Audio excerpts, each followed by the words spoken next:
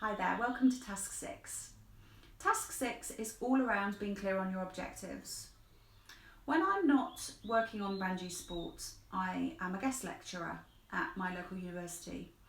And here is where I formed probably a bit of an unnatural obsession with objectives. I also do a lot of consulting when I'm not working with elite athletes, helping businesses build brands and grow. As a consequence, I am a little bit obsessed with objectives. I think objectives are an essential component of many different attributes and aspects of life. I think it's healthy to have personal objectives. I think it's healthy to have business objectives, and I personally believe without objectives you can become quite lost and your focus can drop. So if you imagine life as an athlete without a goal, life as an athlete without an objective, without a target, without something to aim for, I'm pretty sure it would be quite a difficult world for you to operate in if you didn't have these goals and objectives that you're working towards.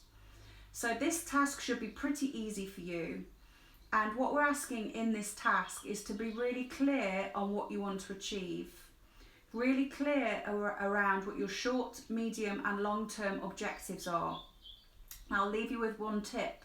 Objectives, whether they are personal or whether they are business or professional or from your perspective as an elite athlete, should always be SMART.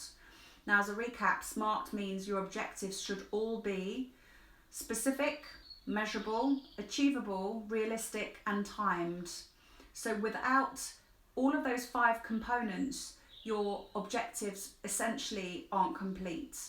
So this is about being clear about what you want to achieve, how you're going to measure whether you've achieved it, to make sure that you're being realistic within that and you can achieve what you're setting out to achieve. Obviously, it's good to have far-reaching goals, but it's really important that you put that time component on.